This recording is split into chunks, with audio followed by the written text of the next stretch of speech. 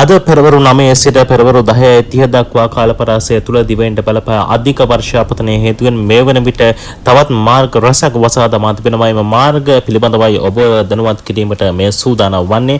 විශේෂයෙන්ම මේ පවතින අධික වර්ෂාපතනය හේතුවෙන් නුවරඑළිය ප්‍රධාන බස් නැවතුම්පොළ ජලයෙන් යට වී පවතින ආකාරය අපට වාර්තා වෙනවා. යනුව නුවරඑළිය ප්‍රධාන බස් නැවතුම්පොළ ජලයෙන් යට වී අවසන්.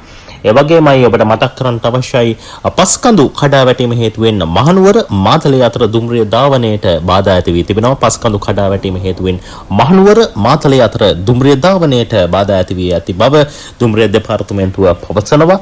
එමෙන්ම ගම්පොළ සිට නුවරඑළිය ප්‍රධාන මාර්ගයේ මාර ප්‍රදේශයේදී පස්කන්දක් කඩා වැටීම හේතුවෙන් මාර්ගය වසා දමා තිබෙනවා.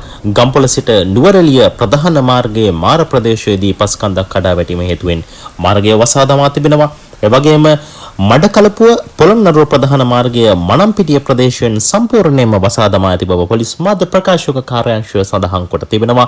මඩකලපුව පොළොන්නරුව ප්‍රධාන මාර්ගයේ මනම්පිටිය ප්‍රදේශයෙන් සම්පූර්ණයෙන්ම වසා දමා තිබෙන බවයි පොලිස් මාධ්‍ය ප්‍රකාශක කාර්යාංශය සඳහන් කරන්නේ.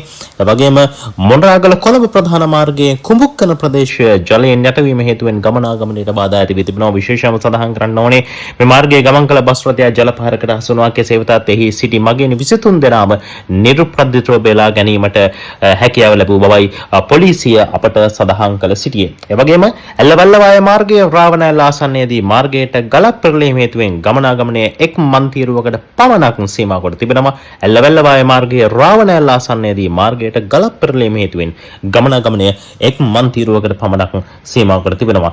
මේ දක්වා කාලපරාසය තුළ මෙයයි තත්ත්වය මාර්ගයන් වසා දැමීම සම්බන්ධයෙන් මීට පෙර අපි ඔබව දැනුවත් කරා. මීට පෙර වසා තිබෙන මාර්ගය තවත් මාර්ග කිහිපයක්ම මේ වෙන විට එකතු වී තිබෙනවා වසා දැමීම මාර්ග බවට. තවත් ඉදිරියේදී යවත් කාලින වන තොරතුරු පිළිබඳව ඔබ දැනුවත් කිරීමට SL Hub අප සූදානම්. ඒ නිසා රැඳී සිටින්න SL Hub සමගින්.